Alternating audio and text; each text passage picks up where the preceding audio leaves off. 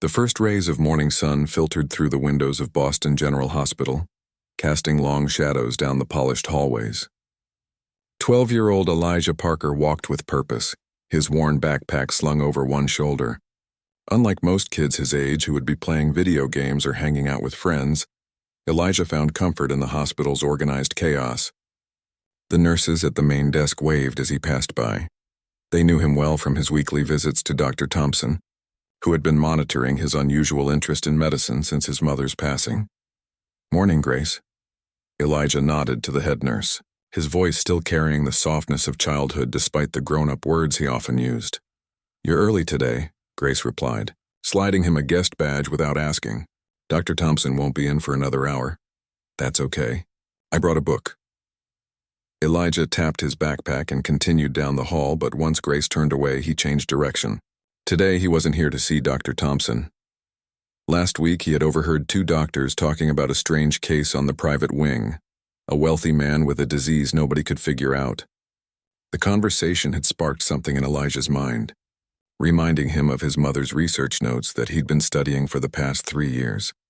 The private wing required a special access card, but Elijah had learned months ago that the service elevator didn't. He slipped inside when a janitor wheeled out his cart, pressed the button for the top floor, and waited. The private wing was different, quieter, with softer lighting and artwork on the walls. Elijah moved carefully, trying to look like he belonged. He passed several rooms until he heard a booming voice from behind a half-open door. "So you're telling me after all those fancy tests and second opinions, you've got nothing new?" The voice was deep, tinged with frustration and something else. Fear, maybe, though wrapped in anger. Elijah paused, listening. "Mr. Mercer, we're exploring every possible avenue," came a calmer voice. "This condition is incredibly rare. There are only 7 documented cases worldwide. And how many of those people are still alive?" The question hung in the air, followed by a heavy silence that answered better than words could. Curiosity pulled Elijah forward. He peered through the gap in the door and saw a man sitting up in bed. Richard Mercer didn't look like the billionaires Elijah had seen in magazines. His face was pale and drawn, his expensive pajamas hanging loose on a frame that had clearly lost weight recently. 3 doctors stood around him, their faces showing a mix of sympathy and frustration. Elijah's eyes drifted to the medical chart hanging at the foot of the bed. Even from a distance, he could make out some of the notes. His mind began connecting dots, matching symptoms with passages from his mother's journals. Without thinking, he pushed the door open. 4 heads turned toward him. The oldest doctor frowned. "Young man, this area is restricted. How did you get up here?" But Elijah was looking at Richard Mercer. "You have Kaplan-Wyatt syndrome, don't you?" The room went silent. Mercer stared at the boy, surprise replacing anger on his face. "And who might you be?" "Elijah Parker." He stepped forward, ignoring the doctor who moved to intercept him. "Your chart shows all the markers. The protein misfolding, the neuron degradation pattern, the resistance to standard immunosuppressants." The lead doctor looked stunned. "How could you possibly know that? Those test results aren't even in the chart." "My mom was Dr. Lisa Parker. She was researching similar conditions before she died." Elijah's voice didn't waver. "I've been reading her notes for years." Richard Mercer studied the boy for a long moment. His face, lined with weeks of pain and disappointment, slowly formed a bitter smile. "Dr. Lisa Parker," he repeated. "I remember that name from the grant applications that crossed my desk. Promising work cut short. Cancer, wasn't it?" Elijah nodded once. Mercer leaned back against his pillows. "So Dr. Parker's son thinks he knows something about my condition that these highly paid specialists don't?"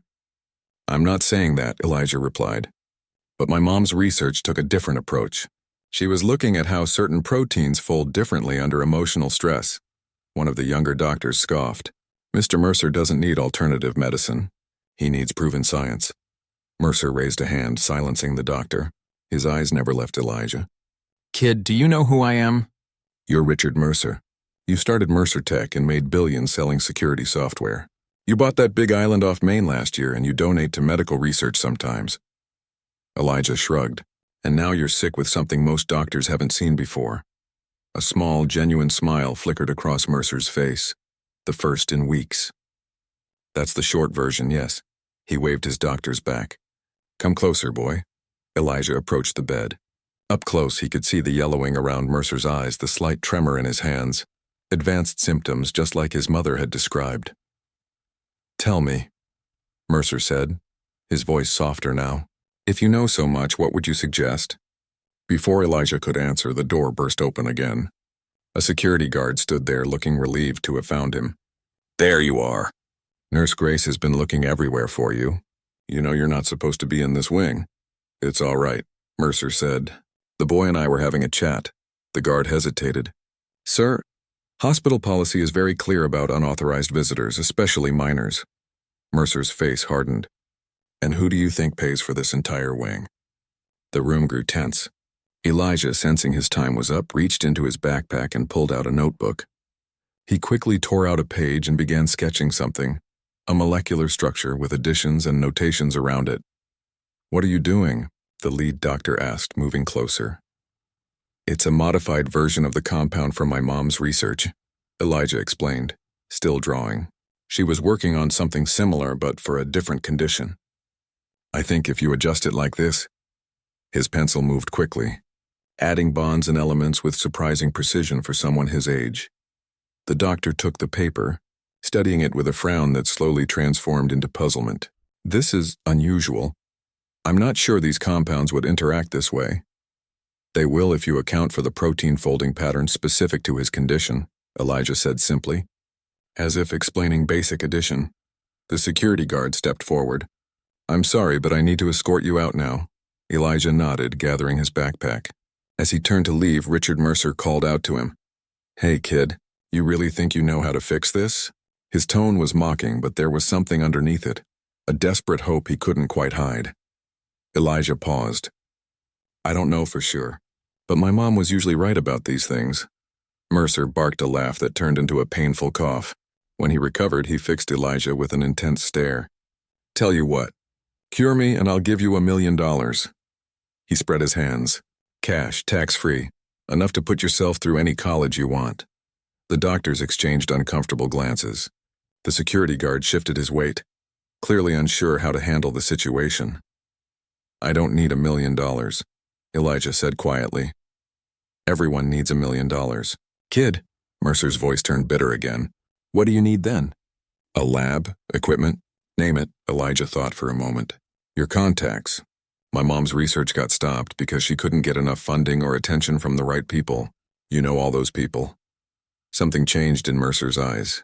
Respect, perhaps, or simple surprise. He hadn't expected a child to see the value beyond the money. "Fair enough," he said finally. "But first you'd have to actually cure me, which we both know isn't going to happen. The offer stands, though. Cure me, get $1 million. He waved his hand dismissively. "A pleasure meeting you, young Parker." As the security guard led him away, Elijah looked back one last time. Richard Mercer had already turned his attention to the paper with Elijah's drawing, studying it with more interest than he was willing to show when the boy was present. 3 days later, Elijah's grandmother received a call from Boston General Hospital. Richard Mercer wanted to speak with her grandson again. He didn't mention the $1 million to the grandmother, but when she told Elijah about the call, a small smile spread across his face. "He found something in my drawing," he said, more to himself than to his grandmother. "I knew he would." His grandmother studied him with a mixture of pride and concern. "Elijah, whatever this rich man wants, you don't have to get involved. Your mother wouldn't want you getting your hopes up about continuing her work. You're just a boy." Elijah zipped up his backpack, already preparing to return to the hospital. "Mom always said age doesn't matter in science. Only the questions you ask and how hard you look for answers." As his grandmother drove him back to Boston General, Elijah stared out the window, his mind racing with possibilities. He hadn't told her about the $1 million. He hadn't told her that he'd recognized Mercer's symptoms, immediately because they were eerily similar to what had eventually killed his mother, a connection the doctors had missed because they were looking at two, supposedly different diseases. He hadn't told her that in his mother's final journal, she had written about a breakthrough that came too late for her, a breakthrough that might just save Richard Mercer's life and change everything. 3 days had passed since Elijah's strange encounter with Richard Mercer. 3 days of waiting by the phone, checking his email every few hours, and explaining to his grandmother why meeting the billionaire again mattered so much. He has the same protein misfolding pattern Mom was studying, Elijah told her over breakfast, pushing his cereal around the bowl. If I could just look at his latest test results. His grandmother sighed, reaching across the table to squeeze his hand. Sweetheart, I know you miss your mother. I know you want to keep her work alive, but you're 12 years old. That man has the best doctors in the country, who haven't helped him, Elijah pointed out. Otherwise, he wouldn't have called. As if on cue, the apartment buzzer rang. Elijah jumped up so quickly he knocked over his orange juice. Through the window, he spotted a sleek black car parked at the curb, looking completely out of place in their working-class neighborhood. Downstairs, a driver in a crisp uniform stood waiting. Elijah Parker? Mr. Mercer sent me to bring you to the hospital. Elijah's grandmother appeared behind him, arms crossed. My grandson isn't going anywhere without me. The driver nodded respectfully. Of course, ma'am, Mr. Mercer anticipated that.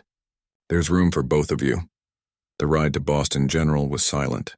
Elijah stared out the window, mentally reviewing his mother's research notes.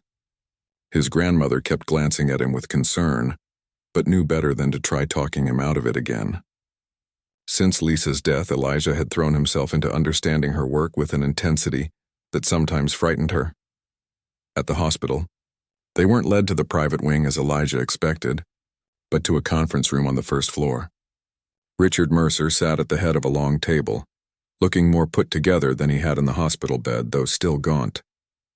Around him sat 3 doctors and a woman in a business suit, whom Elijah guessed was a lawyer.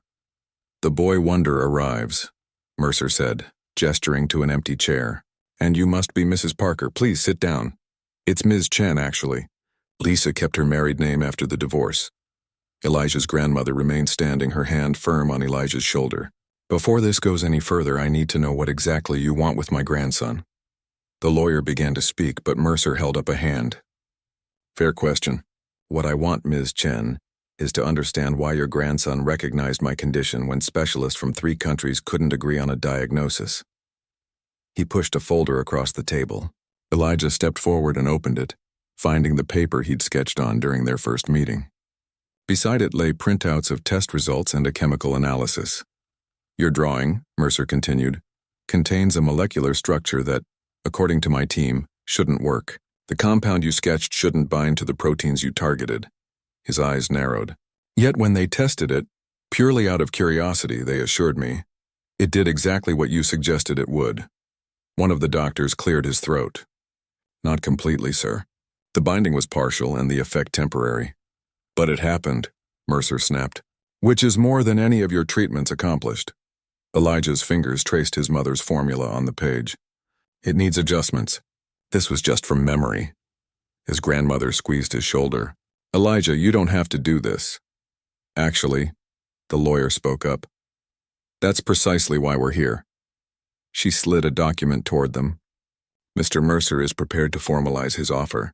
$1 million to be held in trust until Elijah turns 18, if he can develop a treatment that halts or reverses Mr. Mercer's condition.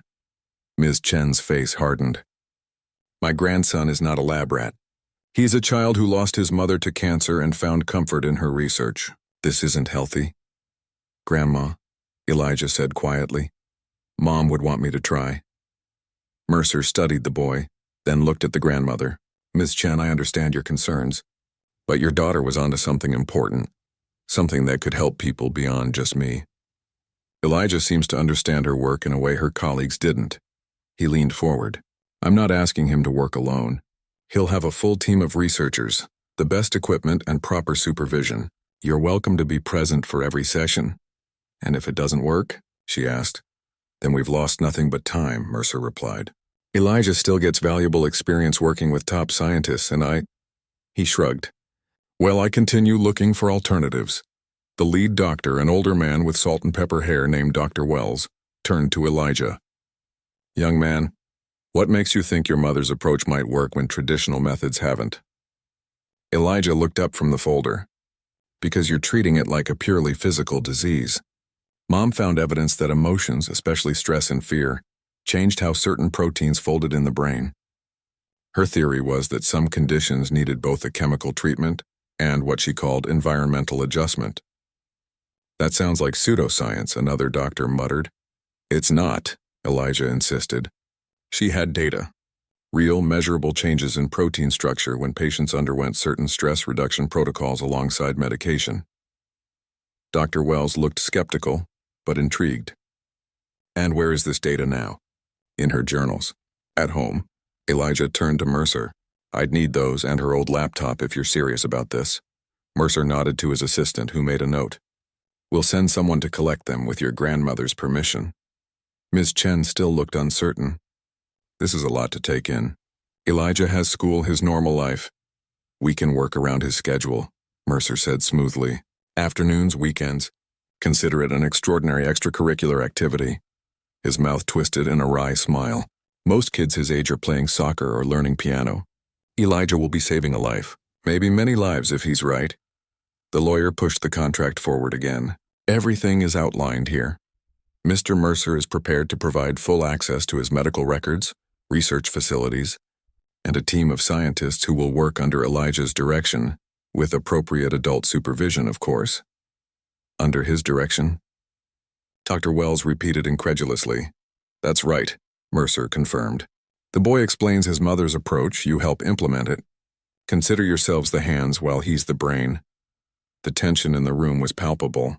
The doctors exchanged glances that ranged from outrage to curiosity.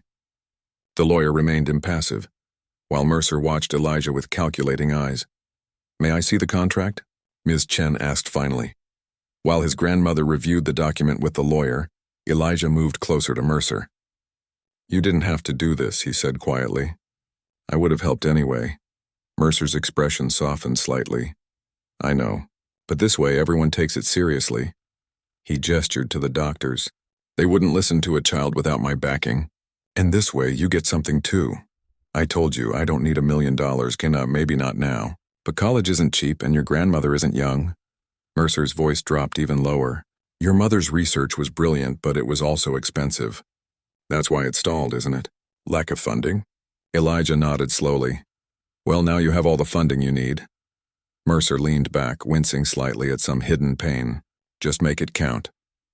An hour later, after lawyers had been consulted and conditions negotiated, Ms. Chen reluctantly signed the contract on Elijah's behalf.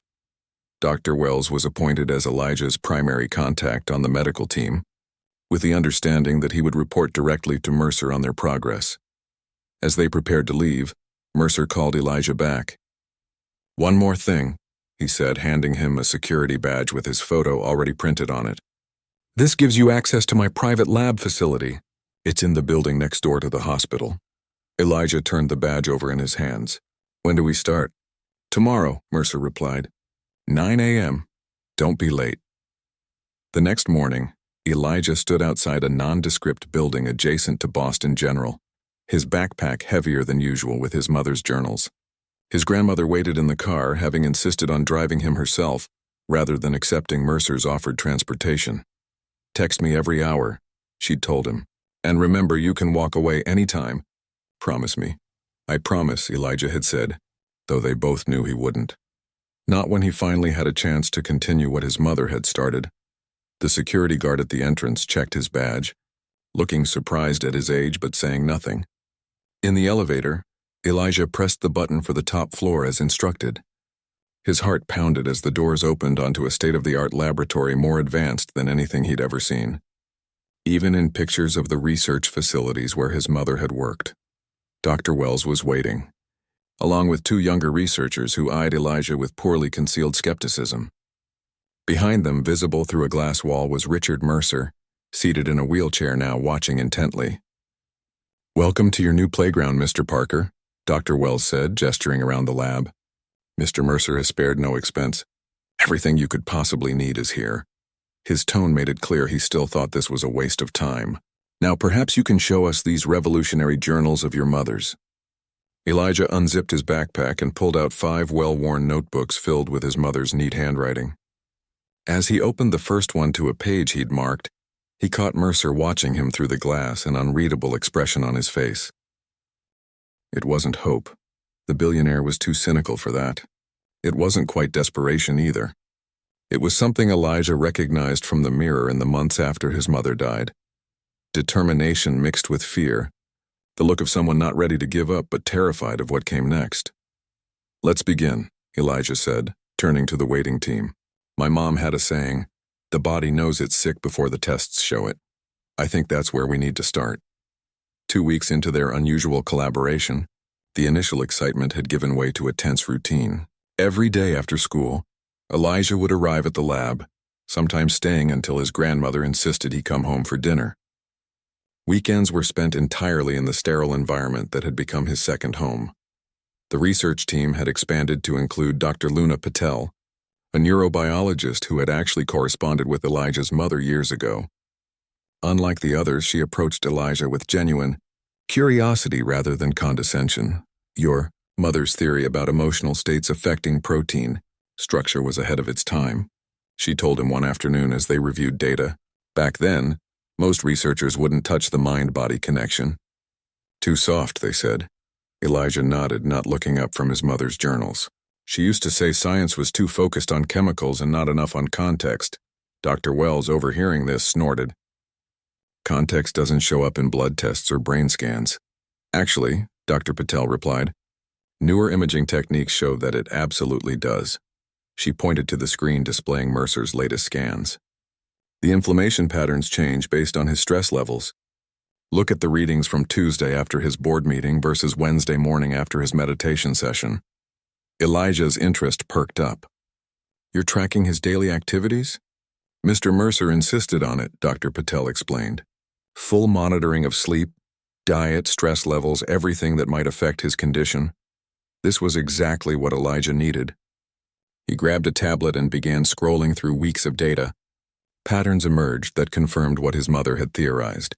Mercer's symptoms worsened dramatically after stressful interactions, particularly video calls with his board of directors and an especially tense weekly call that the log simply labeled family. Meanwhile, in his private room adjacent to the lab, Richard Mercer was growing visibly weaker. The wheelchair had become a permanent fixture, and his once commanding voice now often dissolved into coughing fits. Yet he insisted on daily briefings from the team during which he would fix his intense gaze on Elijah. "Tell me something good, Parker," he'd demand. "Any progress worth $1 million yet?" Elijah never responded to these taunts directly.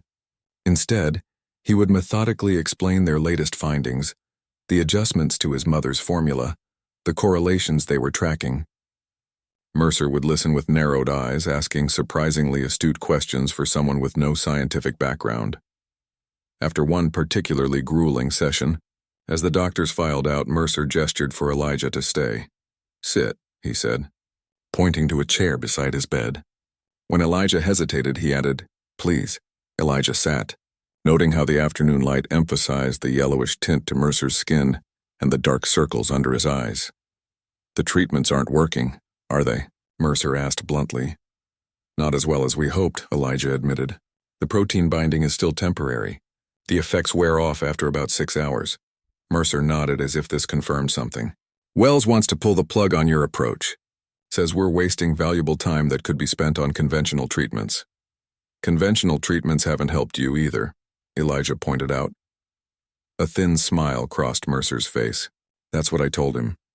He studied Elijah for a long moment. "Why are you really doing this? And don't give me that line about continuing your mother's work. There's something else." Elijah looked down at his hands. "My mom died because nobody believed her theory until it was too late. By the time she convinced her team to try her own treatment, the cancer had spread too far." He looked up, meeting Mercer's gaze. "I don't want that to happen to anyone else." "Even someone like me?" Mercer asked softly. "I'm not exactly known for my charitable nature, kid. I've stepped on plenty of people to get where I am." "That doesn't mean you deserve to die from a treatable disease," Elijah said simply. Mercer let out a short laugh that turned into a cough. When he recovered, he reached for a tablet on his bedside table. "You know, I looked into your mother's research after our first meeting. Read everything she published. Brilliant woman." He tapped the screen a few times. "I also found this." He turned the tablet so Elijah could see. It was a grant rejection letter from the Mercer Foundation, dated 6 years earlier. His mother had applied for funding to study exactly the kind of protein interactions they were investigating now. "My foundation receives thousands of applications," Mercer said. watching Elijah's reaction. I don't review them personally, but someone on my staff decided your mother's approach wasn't worth backing. Elijah's throat tightened.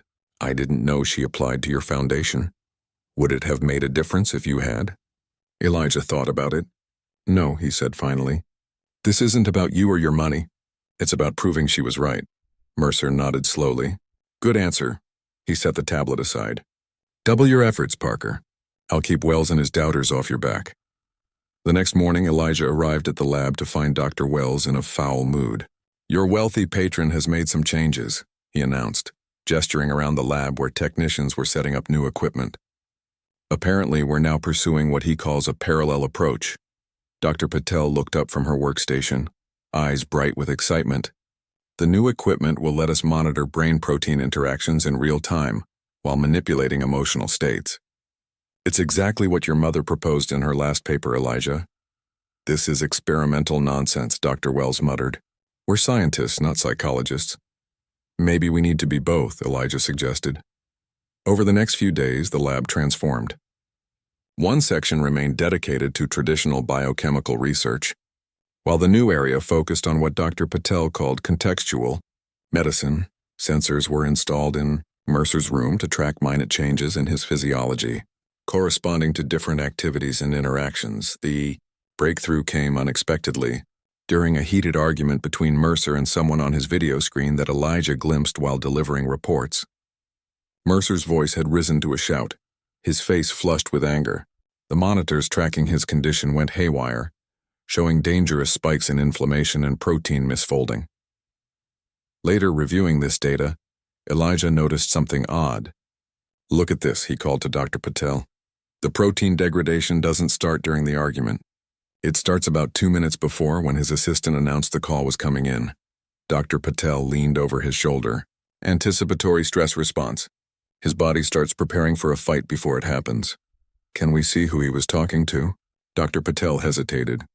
That's private, Elijah. Mr. Mercer has been very clear about it matters, Elijah insisted. Mom's research showed that emotional context affects how the treatment works. We need to know what triggers the worst responses. After some debate, Dr. Patel accessed the call logs. It was his daughter, Abigail. They speak every Thursday at 2 p.m. and every Thursday at 1:58 his readings start to deteriorate. This was the missing piece. Elijah dove back into his mother's journals, finding passages about emotional anchors and their effects on treatment efficacy. According to her research, negative emotional states could render certain treatments almost useless, while positive states could amplify their effectiveness. That evening, when the lab had emptied except for a skeleton crew, Elijah knocked on Mercer's door. Come in, came the weak response. Mercer was propped up in bed, looking exhausted after another treatment session. His dinner tray sat untouched beside him. You should eat, Elijah said, gesturing to the food. Not hungry, Mercer replied. What do you want, Parker? It's late, Elijah took a deep breath. I need to ask you about your daughter. Mercer's face instantly hardened. That's off limits. It's affecting your treatment, Elijah persisted. Every Thursday your condition gets worse. It starts before you even talk to her. Get out, Mercer growled. But Elijah stood his ground. My mom's research showed that emotional stress can make treatment ineffective. Whatever is happening between you and your daughter is making you sicker. You don't know what you're talking about, Mercer said, but his voice had lost some of its edge. I know what the data shows, Elijah replied quietly, and I know that healing isn't just about medicine. It's about removing whatever's causing the damage in the first place. They stared at each other for a long moment, neither willing to back down. Finally, Mercer sighed, the sound rattling in his chest. Abigail hasn't spoken to me outside these weekly calls in 3 years, he said, looking away. The calls are her way of checking if I'm dead yet. Why? Mercer's laugh was hollow. Because I was a terrible father.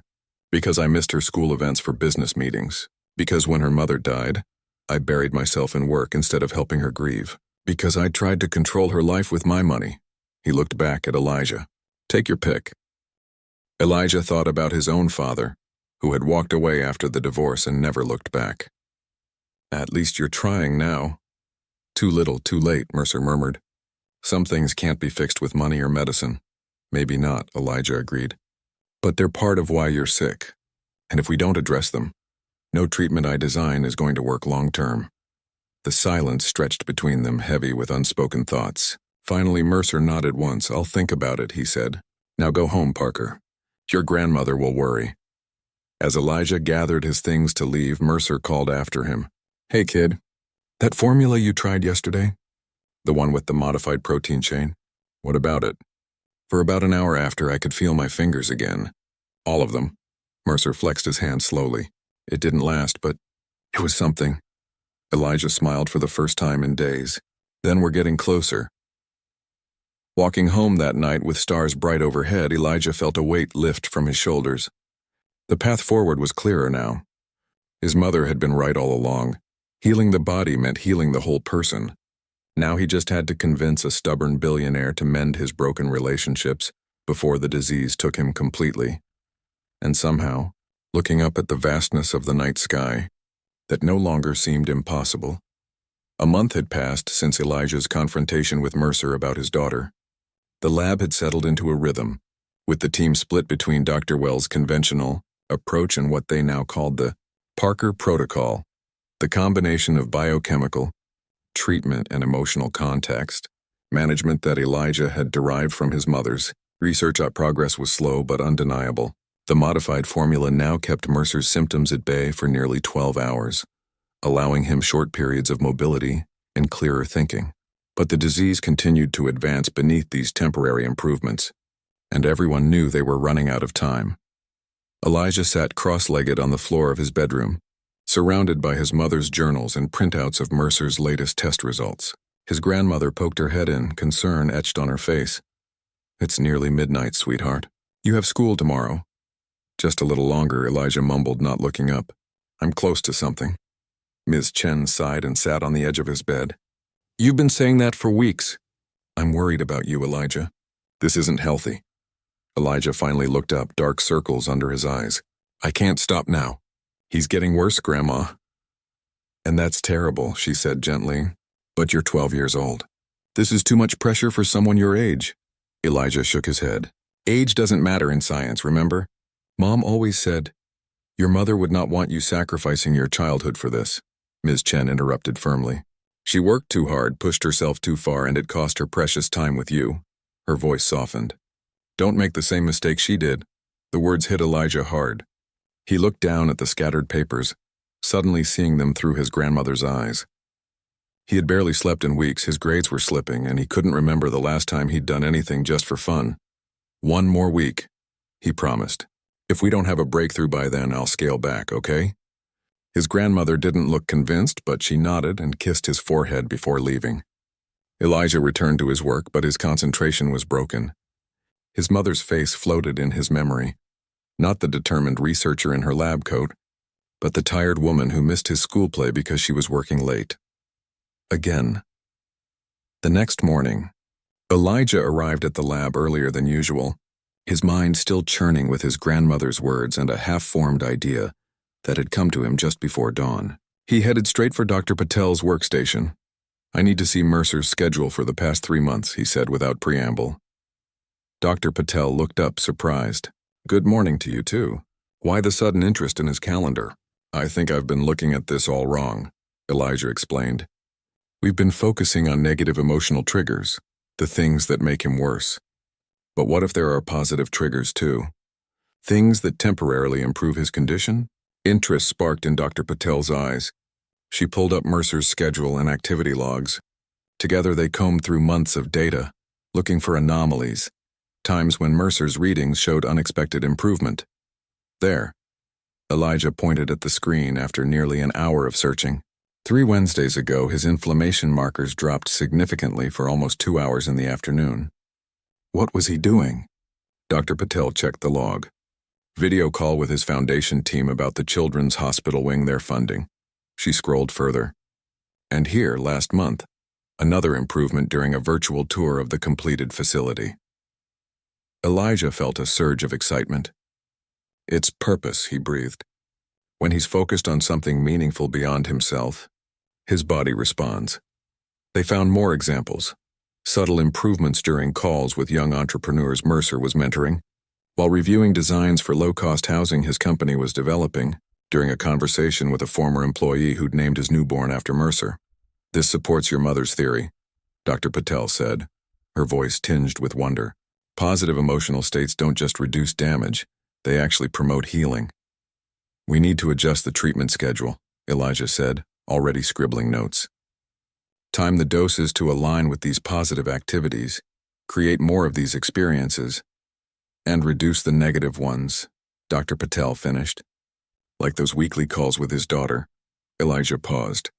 "Or transform them, turn them from something he dreads into something healing." They brought their findings to Dr. Wells, who listened with uncharacteristic attention. Even he couldn't deny the patterns in the data. "So you're suggesting we play emotional matchmaker while administering medication?" he asked skeptically. "I'm suggesting we treat the whole person, not just the disease," Elijah replied, "and the data supports it." After some debate, they agreed to present the new approach to Mercer that afternoon. They found him in his room looking through old photographs spread across his bed. "Family album day?" Dr. Patel asked gently. Mercer glanced up, quickly gathering the photos. "Just sorting some things out." His hand lingered on a picture of a much younger version of himself holding a small girl on his shoulders, both smiling widely. "What's this invasion about?" Elijah stepped forward. "We think we've found a way to improve your treatment." He explained their discovery about positive emotional triggers, watching Mercer's face carefully for his reaction. "So my billion-dollar medical team is now suggesting the cure is—" "What, happy thoughts?" Mercer's tone was sarcastic, but his eyes showed interest. "Not the cure," Dr. Wells clarified, "but potentially a critical component of effective treatment. The data is compelling." "We'd need to make some changes to your routine," Dr. Patel added. "More engagement with your foundation work, mentor calls, projects that give you purpose, and—" She hesitated. "And what?" Mercer prompted. "A different approach to your relationship with Abigail," Elijah finished. "The weekly calls are doing more harm than good in their current form." Mercer's face darkened.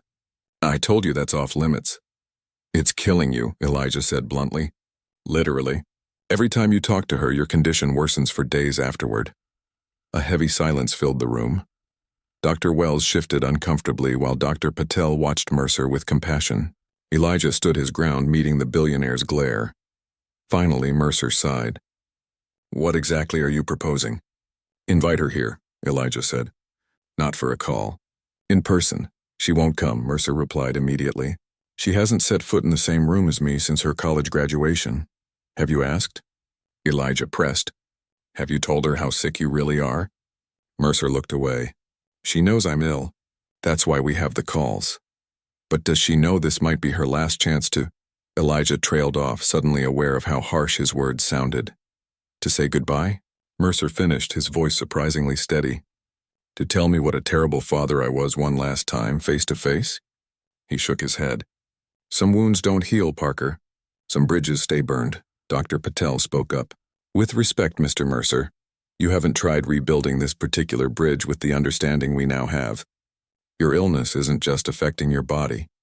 It's tied to your emotional state in ways we're just beginning to understand."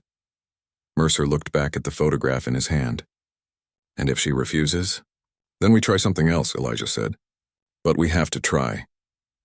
The next day, Elijah arrived at the lab to find an unusual energy in the air. Dr. Patel pulled him aside immediately. "He called her," she whispered excitedly. "Last night after we left. A real conversation, not just the weekly check-in. And she's coming tomorrow." Elijah felt a wave of relief and anxiety. "Did he explain why? About the treatment connection?" "Not exactly," Dr. Patel replied. "He just told her the truth, that he's running out of time and there are things he needs to say to her in person." The following morning, Elijah was helping prepare a modified version of the treatment when Mercer's security team announced a visitor. Everyone in the lab froze as a young woman with Mercer's sharp eyes and determined jaw walked in, looking both defiant and uncertain. Abigail Mercer was nothing like Elijah had imagined. He'd pictured someone cold and polished like her father, but instead she wore faded jeans and a simple sweater, her hair pulled back in a practical ponytail. She glanced around the lab with the wary expression of someone entering enemy territory. "Where is he?" she asked the room at large. Dr. Wells stepped forward. "Ms. Mercer? I'm Dr. Wells, your father's physician. He's in his room. I can take you, I know the way. She cut him off, then hesitated. How bad is it, really? Dr. Wells exchanged glances with Dr. Patel. It's advanced. We're trying an experimental approach that's showing promise, but… Abigail nodded once, understanding the unspoken prognosis.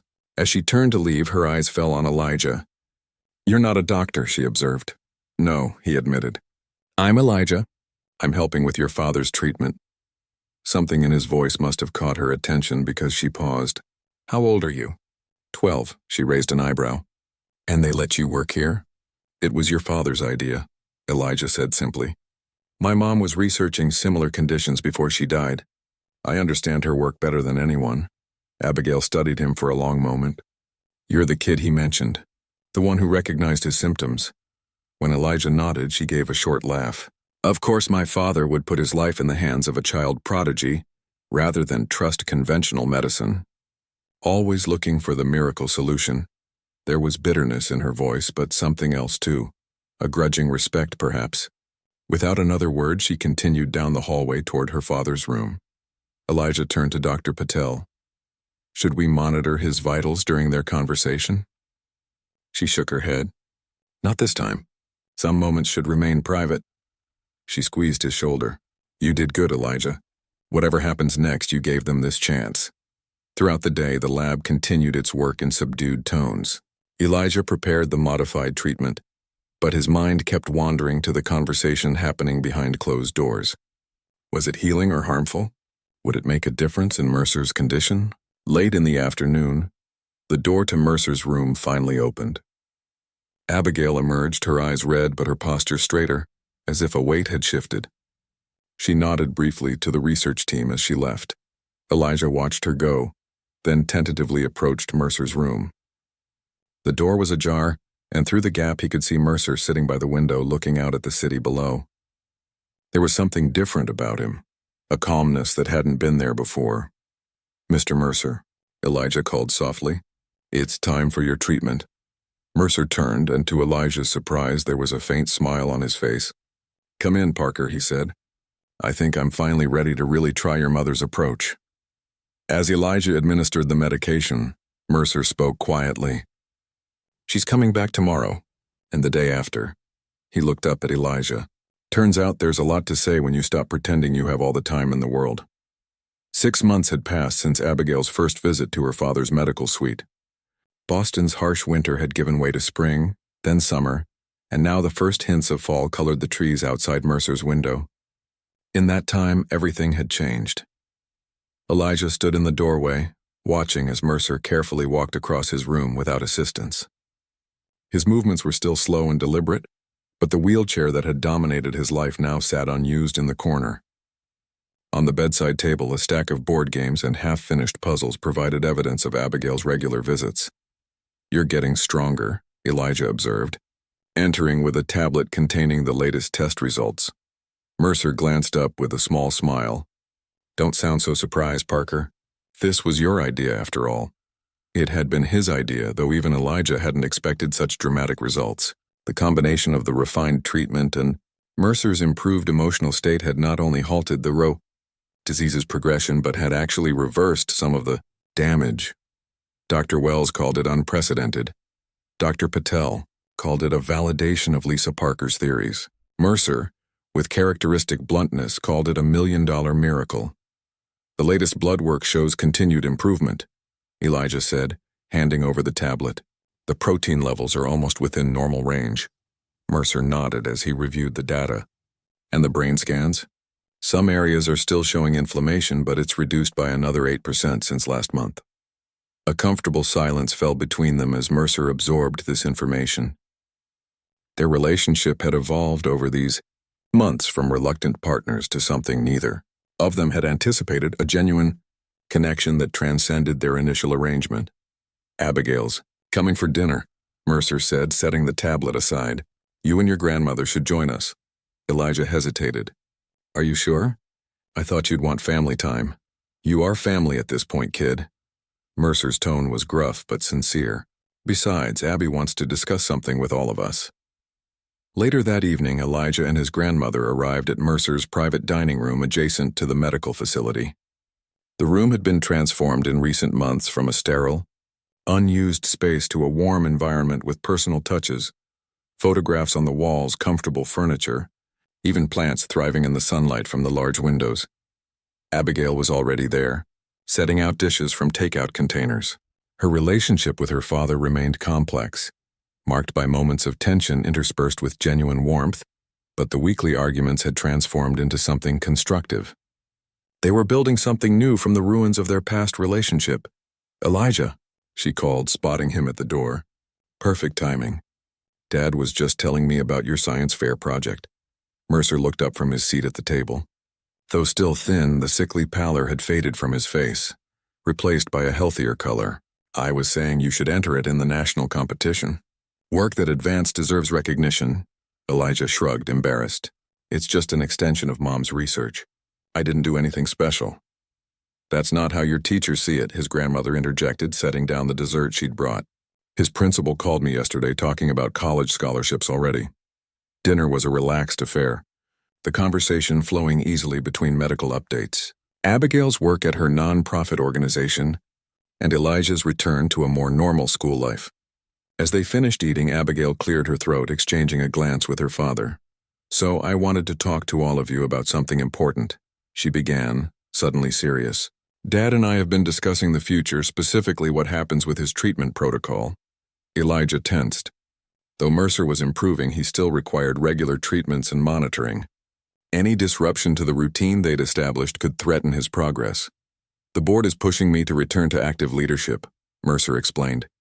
"And while I'm not ready for that yet, I can't stay in a hospital suite forever." "We've been exploring options," Abigail continued, "and we have a proposal. Dad's foundation is establishing a new research center focused on integrative medicine, specifically targeting conditions like his that have both physical and emotional components."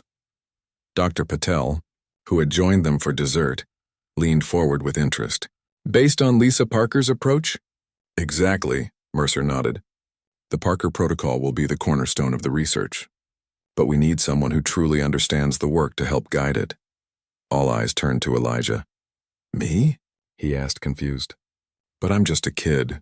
I can't run a research center." "Not run it," Mercer clarified, "but be part of its governing board, alongside actual adults with advanced degrees." His eyes twinkled with rare humor. "Consider it an extracurricular activity." "The foundation would establish a trust for your continued education," Abigail added. "And of course, there's still the matter of that $1 million my father promised you." Elijah shook his head. "I told him I don't want the money." "And I told you," Mercer countered, "a deal's a deal." "I'm a man of my word, Parker." Elijah's grandmother reached for his hand. "Elijah, this is an incredible opportunity. Your mother would be so proud to see her work continued this way." Something in her words triggered a memory.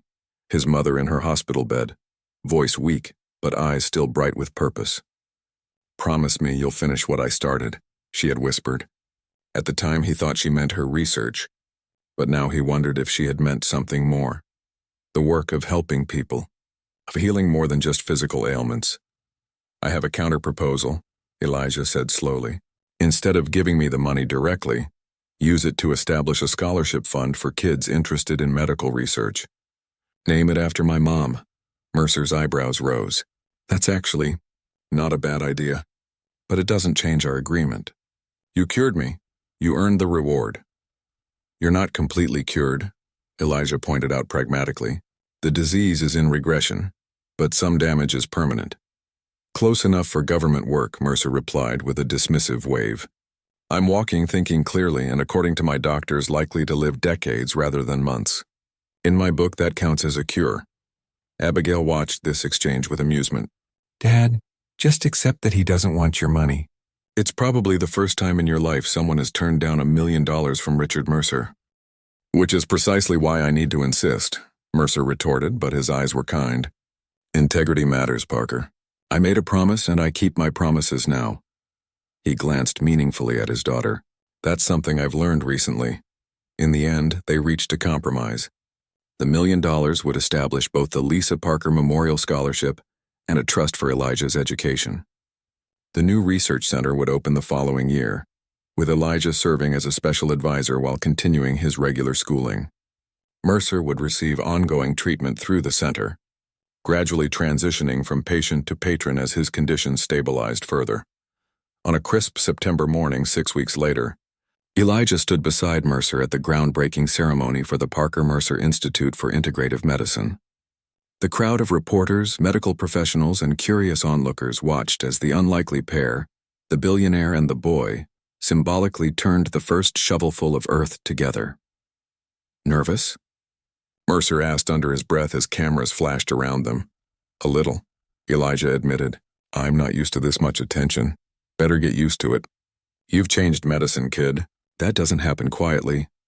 As they moved away from the ceremonial dirt pile, a reporter called out to Mercer, Mr. Mercer, is it true you offered this boy $1 million to cure you? Was that just a publicity stunt? Mercer stiffened, but before he could respond, Elijah stepped forward. It wasn't about the money, he said, his voice clear despite his nervousness. It was about proving that healing is more complex than we thought. My mother believed that true health comes from treating the whole person, body, mind, and spirit. This institute will continue that work for people who need it most, the reporter persisted. But did you actually earn the $1 million? Did you cure him? Elijah glanced at Mercer, who now stood straight and strong beside him. No trace of the desperate, dying man from their first meeting. Look at him, Elijah said simply. What do you think? Later, as the crowd dispersed and workers began the actual construction preparation, Abigail joined them on the hill overlooking the site. Well, that went better than expected, she said, handing her father a bottle of water. No one asked about the board restructuring or your extended leave of absence. They were too busy with the miracle cure story, Mercer replied dryly. Hard to compete with that narrative. It's not a miracle, Elijah insisted. It's science. Mom's science. Mercer's hand came to rest on Elijah's shoulder, science guided by compassion. Don't undervalue that part, Parker. The formulas might have helped my body, but it was the other changes that saved my life. He looked at his daughter. The important changes. As the autumn sun warmed their faces, Elijah thought about the journey of the past year, from a chance hospital encounter to this moment of new beginnings. His mother's work would continue, touching lives she never had the chance to help. Mercer had gained not just health but reconciliation with his daughter. And Elijah himself had found purpose along with an unusual extended family he never expected. So what happens next? Abigail asked, watching the construction vehicles begin their work below. Next, Mercer said thoughtfully, we build something that lasts. He looked down at Elijah. Something bigger than all of us. Elijah nodded, thinking of all the people like his mother, like Mercer, who needed more than just medicine to heal. The Institute wouldn't solve everything, but it was a start, a place where science and humanity could work together, where the $1 million cure could become available to those who never could have afforded it. I think, he said, watching the foundation beginning to take shape, we already have.